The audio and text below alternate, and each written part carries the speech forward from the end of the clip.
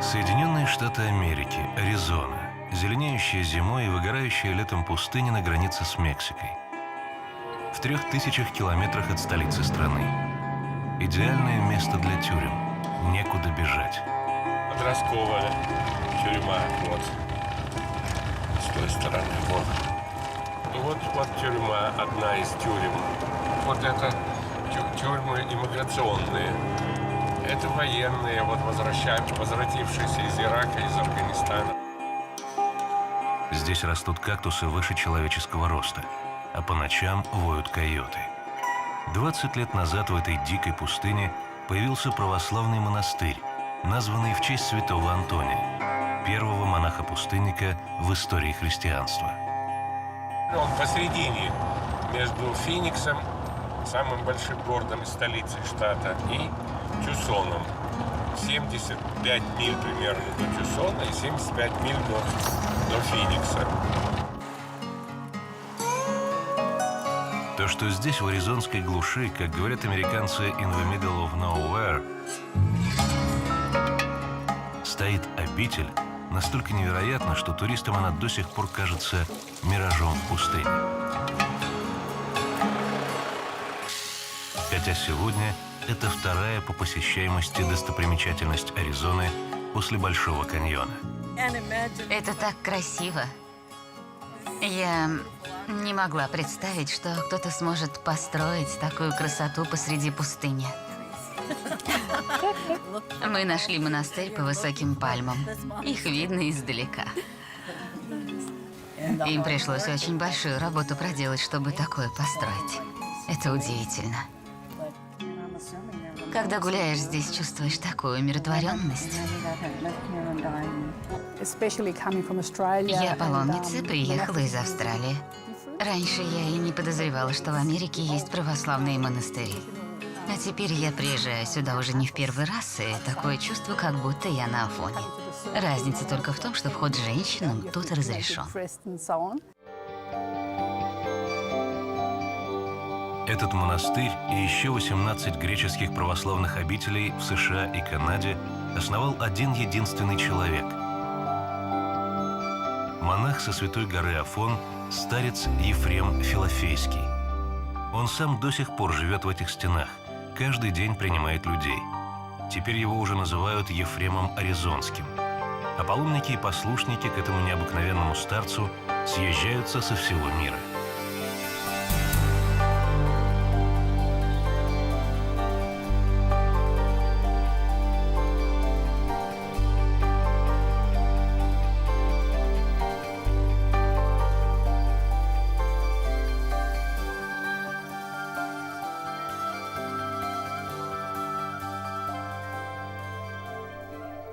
Ефрем ушел из мира еще юношей, в 19 лет, и сразу попал в ученики к одному из самых строгих аскетов и отшельников на Афоне – Иосифу Исихасту, который сегодня почитается святым. В своей книге «Мой старец Иосиф Исихаст и пещерник» отец Ефрем очень живо и подробно рассказал, как наставник обтесывал его топором.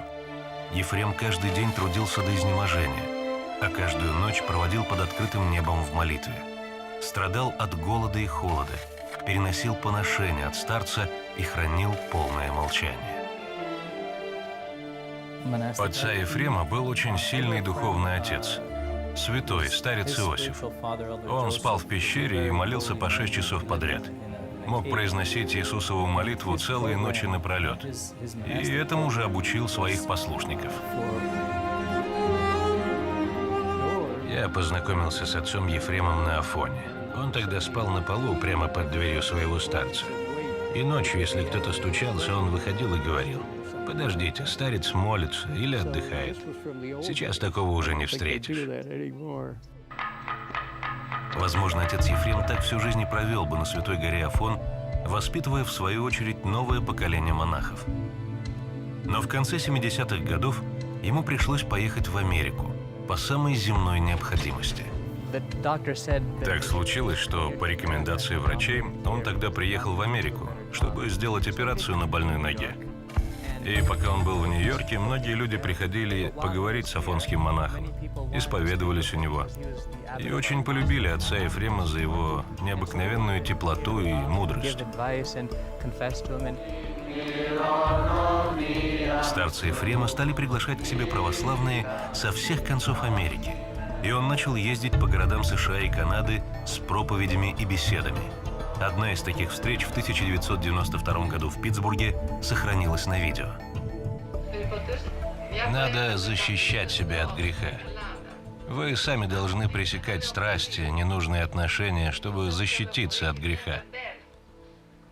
Я видел однажды, как один водитель в Греции разместил на заднем стекле своего автобуса такую надпись: «Держитесь так же далеко от этого автобуса, как вы держитесь от своей тещи».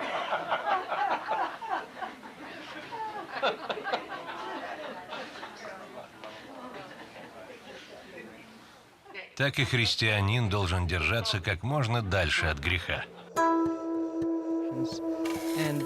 Он очень быстро стал популярным, как человек с огромным духовным опытом. И люди стали приглашать его в Америку каждый год. И он увидел, что здесь у многих есть большая потребность в духовном руководстве, а найти его негде. Джордж Хандропулос был членом общины греков-американцев, которые в 90-е годы попросили отца Ефрема основать монастырь в США и даже собрали нужную сумму для покупки земли. Мы его попросили открыть здесь монастырь. Нам это очень нужно было. Ведь наша православная церковь в Америке к тому времени пришла в упадок. Она приближалась к протестантизму, католицизму. Но когда мы говорили о монастыре, я никогда не мечтал о таком. Я думал, будет маленький домик, будем приходить пить чай со старцем Ефремом. Когда старец Ефрем вместе с местным епископом выбирали участок, они сразу же поняли, что этот самый подходящий. Когда они осматривали этот участок, отец Антоний вдруг услышал звон колоколов прямо здесь, хотя вокруг была одна пустыня. Он повернулся и сказал: «Старец Ефрем, я слышу колокола». А тот ответил: «Да, я слышу их тоже, но не говори ничего, чтобы агент по продаже недвижимости не подумал, что мы слишком заинтересовались этим участком».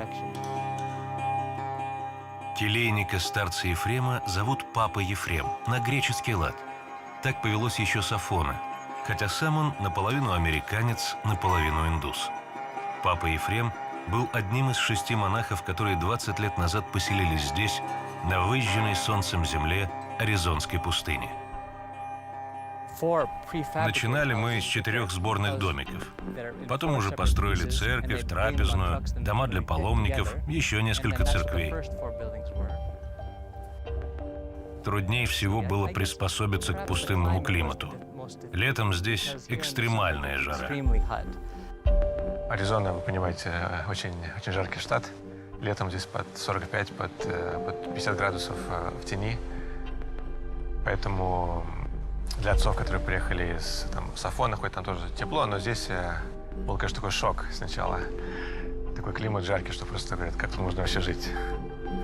Здесь только кактусы торчали, так что все деревья мы посадили своими руками. Сам старец Ефрем тоже принимал участие. Он носил большую шляпу от солнца, и у него был баллончик с краской. Он ходил вокруг и ставил кресты на земле. Здесь дерево посадить и здесь. И когда он ездил в город покупать деревья, то говорил: мы возьмем 20 этих, 20 этих, и эти очень хорошие, 50 этих деревьев, 10 тех, а вот еще цветов возьмем, они очень милые. Потом привозили это все сюда, и он показывал, куда что сажать. Юджиния Френзи раньше частенько принимала афонского старца Ефрема в своем доме в Огайо. Потом она тоже присоединилась к общине строящегося монастыря. Решили искать воду. Эксперты приехали сюда, изучили территорию и сказали: бурить надо здесь. А отец Ефрем сказал: нет, надо там бурить. Они говорят: нет, там нет воды? Отец Ефрем отвечает: бурите там под мою ответственность. Они пробурили 800 футов в глубину, а воды так и нет. Отец Ефрем велел бурить еще глубже. Они бурили еще и еще, и в итоге наткнулись на полноводную подземную реку.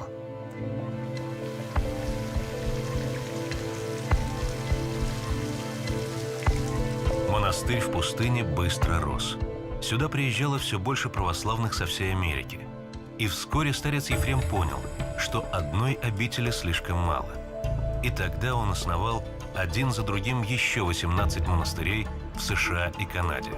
В Нью-Йорке, Техасе, Флориде, Вашингтоне, Южной Каролине, Пенсильвании, Иллинойсе, Калифорнии, Мичигане, Монреале и Торонто. Во главе всех этих обителей старец Ефрем поставил своих учеников. Он увидел, что он сам не справляется, что тысячи людей нуждаются в духовной поддержке. И он знал, что его ученики могут оказать такую помощь людям, и поэтому он открыл монастыри по всей Америке. И теперь каждый может найти поблизости обитель, где дадут совет, где можно исповедаться. Теперь православные монастыри есть везде, в любой части Америки. Однажды Иосиф Исихаст, духовный отец старца Ефрема, явился ему и позвал Кучико. Такое у него было прозвище, которое означало «очень маленький». Иосиф высыпал ему на колени 20 апельсинов и сказал: «Сколько апельсинов я принес тебе, столько монастырей ты должен основать в США и Канаде». То есть, получается, сейчас не хватает всего лишь одного. Поэтому мы говорим ему: не торопись, ведь мы хотим, чтобы старец Ефрем всегда был с нами.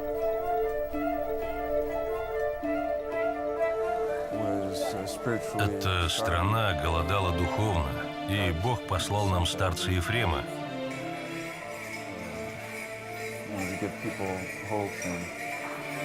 Чтобы дать людям надежду и объединить их для молитвы и созерцания. Паломники, конечно, все равно стремятся прежде всего в Аризону, крупнейший православный монастырь в США. Так же, как первый отшельник святой Антоний в Египте в III веке, сегодня в монастыре его имени подвязаются иноки. По ночам монахи выходят из благоустроенных келей в пустыню, чтобы провести несколько часов наедине с Богом. Так было заведено у них еще на Афоне со старцем Иосифом. Многочасовое молитвенное правило: по ночам они частично читали в келье, а частично под открытым небом. И они молились вслух, потому что так легче бороться со сном. И в этом монастыре старец Ефрем с самого начала призывал нас к тому же. Здесь молиться на природе ночью очень хорошо. Здесь такой очень чувствуется контраст. Вот тут монастырь, да, тут есть полные современные удобства, да, у нас и электропитание, и вода питьевая, и душ, да, и то есть все. То есть у нас просто полностью все обеспечено для паломников и для отцов. И вот ты буквально выйдешь там, не знаю, 30 шагов за ограду монастыря, и вокруг дикая пустыня, как и раньше была и 1000 лет назад, да, когда жили отцы. В молитве это очень сильно помогает, да, что тишина, спокойствия нету, и вообще чистый воздух. Среди ежедневных испытаний у аризонских монахов не только палящее солнце и зной, но и смертельная опасность, которая грозит им на каждом шагу. Вы можете слышать, что каждую ночь это воют шакалы. Ну, в теплое время года, скажем, там, начиная с апреля до октября, это гремучие змеи, скорпионы, конечно. Ну, к нам они в монастырь не так часто приползают. Ну, просто надо быть так аккуратным, не ходить там, где не видно, не ставить ногу, не ставить руку там, где не видно, иметь там фонарики ночью.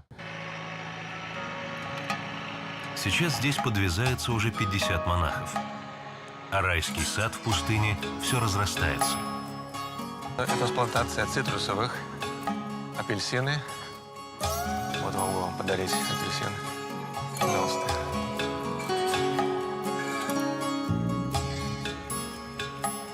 Это лимоны у нас. У нас есть не только апельсины, лимон, у нас есть и грейпфруты.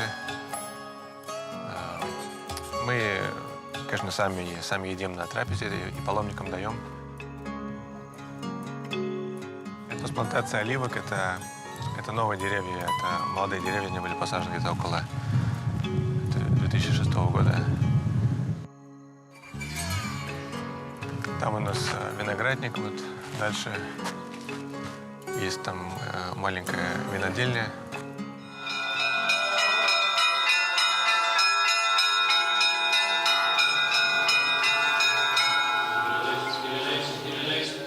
Но главное, здесь со дня основания и до сих пор живет старец Ефрем. Молва о его необыкновенном молитвенном даре дошла уже и до других континентов. А духовные чада старца, которые постоянно общаются с ним, говорят о нем исключительно как о живом святом. Я работаю в больнице. Однажды один из послушников в монастыре работал с пилой и сильно повредил пальцы. Его привезли в хирургию. И потом случилось чудо, об этом вся больница говорила. Один палец у него уже почернел, и врач назначил день и время, когда его должны были ампутировать. На утро, в день операции, старец Ефрем и отец Паисий, настоятель, вдвоем приехали в больницу, помолились.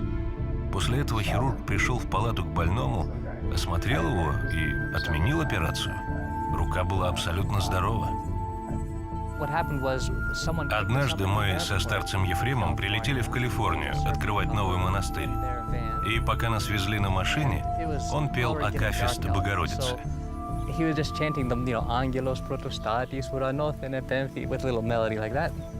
И на полпути я подумал, бедный, ему уже почти 70 лет, а ему все приходится ездить из города в город, это так утомительно. Я должен помолиться за него. Я открыл свой молитвослов и начал молиться. Иисус Христос, помилуй его, на английском. Иисус Христос, помилуй раба твоего. Я хотел прочитать полностью молитвенное правило. Но когда я всего один раз про себя произнес это, старец Ефрем немедленно прекратил петь и стал произносить по-английски с сильным греческим акцентом. Lord Jesus Christ, have mercy on us. Lord Jesus Christ, have mercy on us. А он только несколько слов знает по-английски. Я был в шоке, я испугался вначале. Он знает все, что я делаю. Но потом успокоился. Я не делаю ничего плохого. Потом на следующий день я спросил его, как ни в чем не бывало. «Старец, когда кто-то молится за тебя, ты знаешь об этом?» И он сказал: «Да, дитя мое, я всегда это знаю и благодарен за это». В Нью-Йорке один молодой человек попал в аварию и был в реанимации. Родители проводили день и ночь в больнице. Однажды они пришли к сыну и увидели, что он в полном порядке. Они так удивились. А сын сказал: «Отец Ефрем был здесь всю ночь, сидел на кровати и молился за меня». Родители подумали, что он сошел с ума, ведь туда никого не пускали. Они спросили медсестру, и она подтвердила, что у него священник был ночью. Тогда родители показали фото отца Ефрема, и она сказала: «Да, это был он». Хотя, разумеется, он никуда не уезжал из монастыря. Когда я приезжаю на исповедь, он всегда мне говорит: «Заботься о своем желудке, у тебя чувствительный желудок». Откуда ему знать, что у меня проблемы с желудком? А недавно я перед исповедью зашла в книжную лавку и купила брошюрку «Как изучать Библию». И когда я уходила уже от старца Ефрема, он вдруг сказал: «Очень хорошо начать изучение Библии». О, Боже, как он мог прочитать мои мысли? Мы потому и пришли в этот монастырь, что увидели плоды, которые приносит старец Ефрем. Где бы он ни появлялся, он трогает людей, и много чудес окружает его жизнь. Он один из тех людей, которые имеют Божию благодать и святость. То, что мы читаем в Евангелии и житиях святых, оживает, когда ты рядом со старцем Ефремом. Он для Америки как Сергий Радонежский для России. Сергий ведь основал много монастырей, лавру, и через своих духовных детей утвердил монашество и православие по всей России. А старец Ефрем то же самое делает здесь. Специалист в области IT-технологий, сотрудник Intel Шон Ларсен еще в конце 80-х принял православие. Получив новое имя в крещении Серафим, он поменял его и в паспорте. Когда я крестился, помню, было даже трудно найти православную литературу. Жития святых Дмитрия Ростовского, например, не были переведены на английский. Сейчас все изменилось. Вы можете читать жития, можете приехать в монастырь и там познакомиться с православием. У Серафима русская жена, 8 детей и небольшое хозяйство с козами и курами. 13 лет назад семья Ларсенов пополнила общину тех, кто переехал в Аризону, чтобы поселиться рядом с монастырем.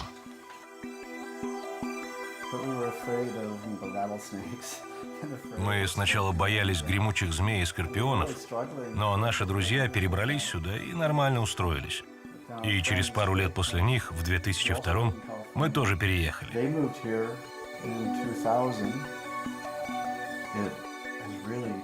То, что принес сюда старец Ефрем, монастыри с подлинной афонской традицией, реально изменило ситуацию с монашеством в США. И людям теперь есть куда пойти и увидеть настоящее глубокое православие. Оазис в пустыне привлек сюда уже десятки переселенцев, в основном православных греков. Здесь Панос живет, грек православный. Там русские семьи. Алексей и Евгения в конце улицы. Там Александра и еще несколько православных семей. Мы любим быть рядом с монастырем и хотим, чтобы дети росли в православном окружении. Поэтому мы переехали сюда. У Иоанны с сыном раньше был свой ресторанчик в Нью-Йорке. На переезд в Аризону под крыло к своему духовнику, старцу Ефрему, они решились после 11 сентября 2001-го. Для него человеческие души как разные цветы, за каждым из которых нужен особый уход. И он очень любит всех своих духовных детей и вообще весь мир. Это более чем удивительно. Такая любовь, такое внимание и сочувствие. Прикольный чувак. Многие приходят к нам в ресторан и говорят: «О, вы греки, ваш монастырь давал нам еду», или «Монастырь помог заплатить нам за аренду жилья». У нас много бедных в городе, и монахи им помогают. Большинство американцев, которые живут в этих краях, небогатые пенсионеры. Так что и для них монастырь тоже стал точкой опоры. Подруги Фэй и Крис приезжают сюда 2 раза в месяц за бесплатными продуктами. Они нам помогают продуктами и вообще всем, что нам нужно. А еще, когда у нас эмоциональные проблемы. Когда у меня мама умерла, я приезжала сюда, и монахи молились вместе со мной. Они тогда меня очень поддержали. Здесь никого не отвергают. Монахи очень-очень доброжелательные. И всегда здесь чувствуется благодать и присутствие Святого Духа. Сам старец Ефрем каждое утро после молитвы выходит из своей кельи, садится в машину и едет в ближайший городок на охоту. Он очень сочувствует бедным людям, потому что сам в юности жил в нищете. Даже на еду не хватало денег. И теперь он каждый день ездит охотиться на бедных. Берет с собой продукты, деньги и едет. В какие-то дни он возвращается и говорит: «О, сегодня я накормил 30 человек, я счастлив». В другие дни возвращается: «О, всего 2 человек встретил за всю поездку, не могу поверить». Он очень любит так помогать людям.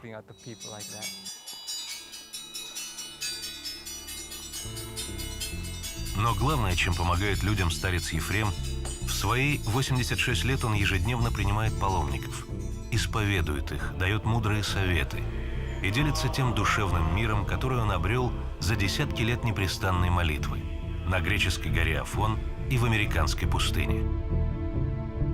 Я помню, вышла от него пара, и муж сказал: «Это чудо. Мы были у психотерапевта, и где только не были, и никто не мог решить нашу проблему.